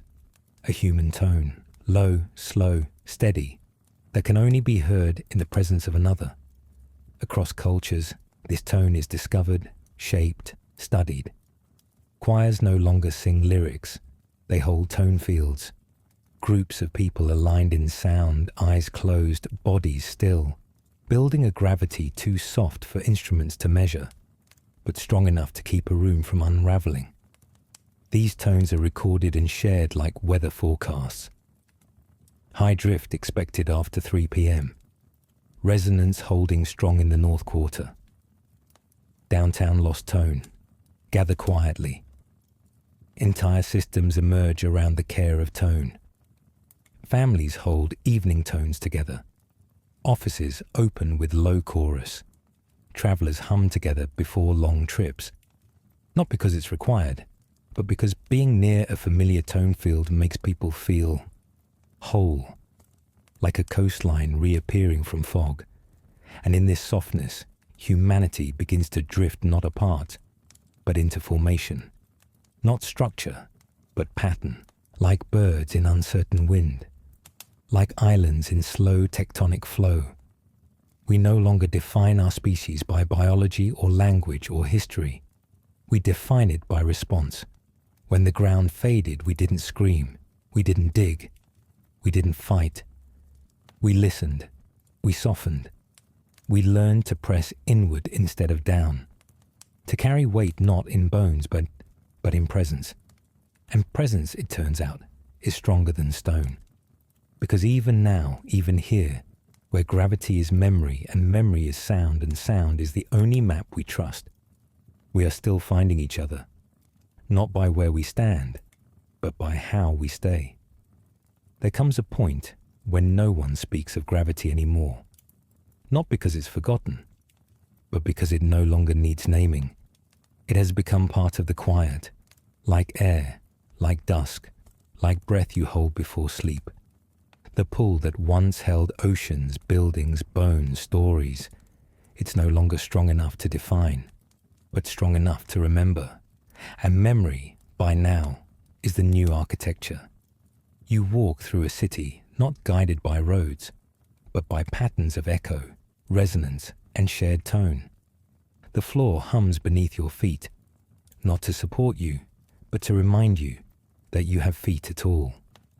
Children are born into this softness. They do not fall when they trip. They drift sideways, caught by air-thickened cloth or careful hands. They are taught early not what gravity is, but what gravity was. A song, a myth, a gentle story about a world where everything knew its place.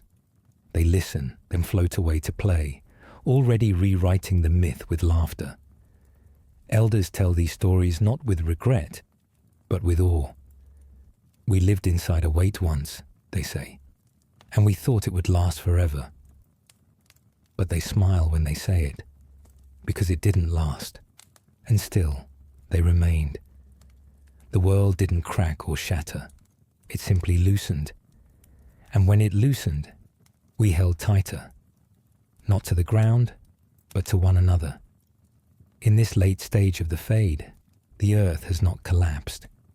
The moon still circles, the atmosphere holds. But everything is slower, quieter, more forgiving. Rivers curve wider now. Mountains lose inches each year, not from erosion, but from the absence of downward tension. Trees grow taller, not in height, but in stretch. They bend toward the clouds and don't return. Forests are no longer vertical. They are sculptures of lean and linger. Airplanes no longer fly. They hover, held aloft by electromagnetic tension rails that stretch like silver vines across the sky, humming their low directional songs. You board not by walking through gates, but by aligning with a field, letting it cradle you upward until the cabin finds you. Travel is no longer movement, it is invitation, and the places you arrive at feel like a choice, not of distance, but of orientation. Even space stations change. They drift more than orbit, suspended between planetary moods. Their occupants speak in slow voices, not because of latency, but because speech itself has become a measured thing. Words now hold gravity and must be released carefully. A new language emerges, built not around nouns or verbs, but centers. Words that describe not what something is, but how it feels to be near it. A stone may be a settler, a room, a returner, a person, a holder. You might say, I spent the evening with a gentle holder in a warm returner. That is enough. The sentence conveys shape, density, safety. Meaning has become spatial, and society follows. Government becomes coordination. Leaders are not elected, they emerge from resonance fields, voices that naturally stabilize communities, not by decree, but by tone. You trust them because your own body aligns better when they speak. That is leadership now, alignment. Currency becomes symbolic, not digital, not material, but emotional. You trade presence. You give attention. You receive rest. The economy is no longer about labor. It is about anchoring. Those who help others remain still are the most valued. A librarian who teaches you how to read during a float episode. A musician who tunes your inner ear when your chest forgets itself. A stranger who notices you drifting in a public square and gently places a weighted scarf across your shoulders. These are the acts that shape wealth, not ownership, but remembering. And the most sacred act is the hold. To sit with someone silently until their breath returns to their ribs. To hold them not with arms, but with weight. A shared press of presence. A willingness to remain until the drift passes. Entire communities are built around this practice. You do not pay for shelter. You hold for it. 1 hour of grounding presence earns 1 night in a resting field. Some hold for strangers, others for friends. Some become professional holders, trained in pulse resonance, micropressure balance, silence posture. They are not therapists. They are not priests. They are anchors. And in a world without gravity, anchors are sacred. There are no borders anymore, not because they were abolished, because they stopped working. When mass became memory, lines on maps became jokes. People moved according to feeling, not fences. Cultures blurred, not from conflict, but from contact.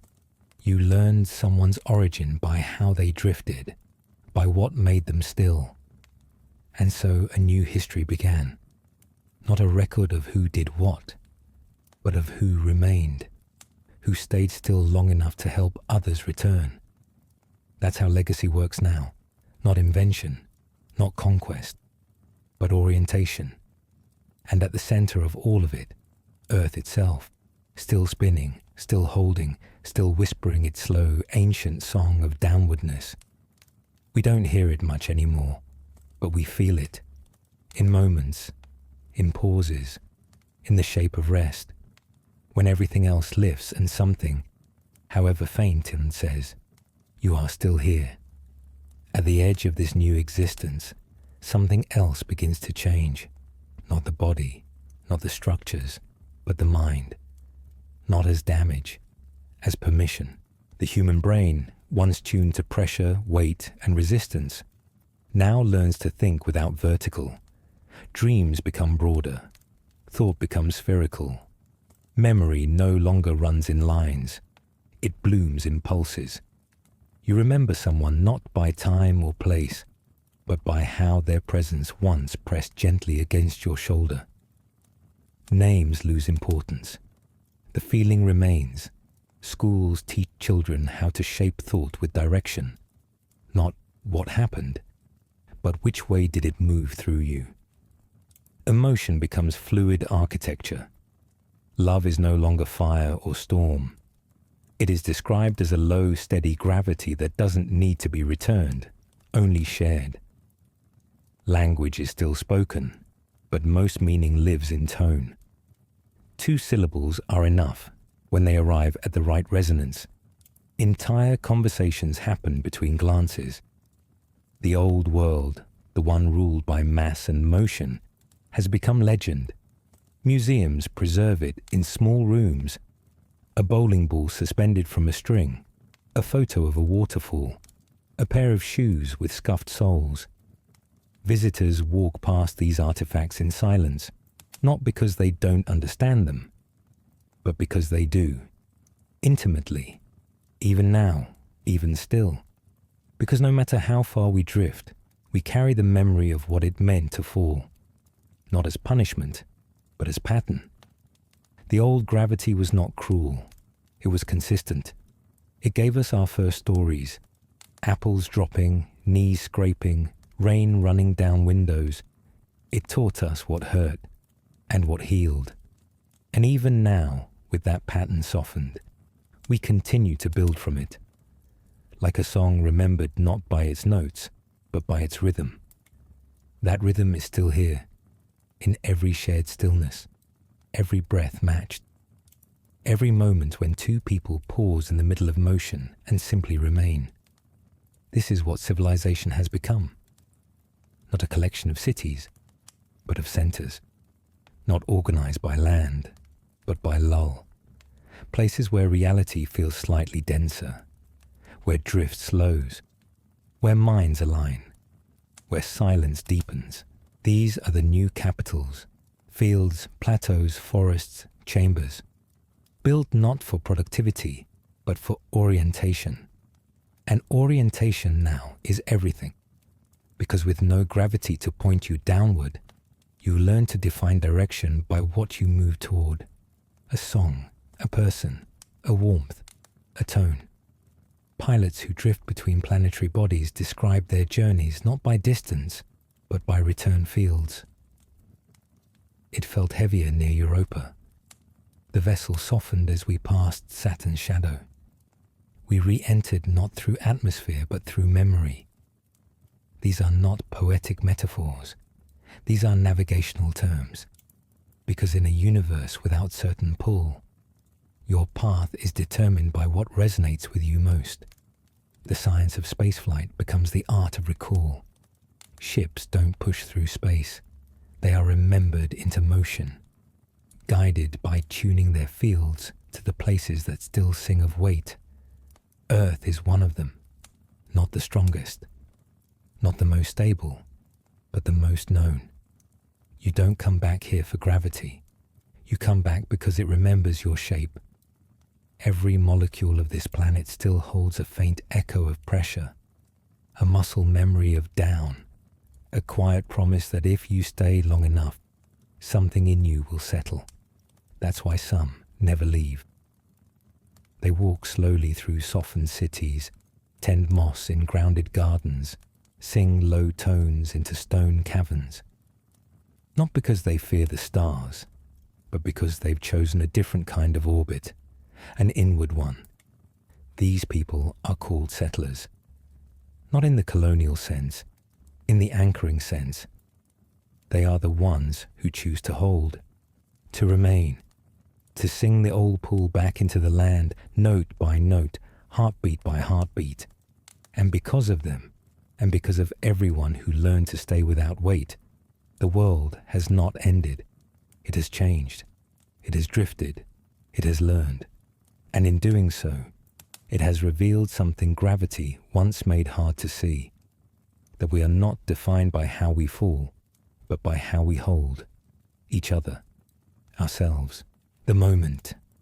And in the quiet space where gravity once lived, that's what remains. A different kind of falling, a soft surrender to belonging, a slow descent into presence, a world that no longer pulls, but calls. And those who answer, who drift gently toward its tone, do not fall, they arrive.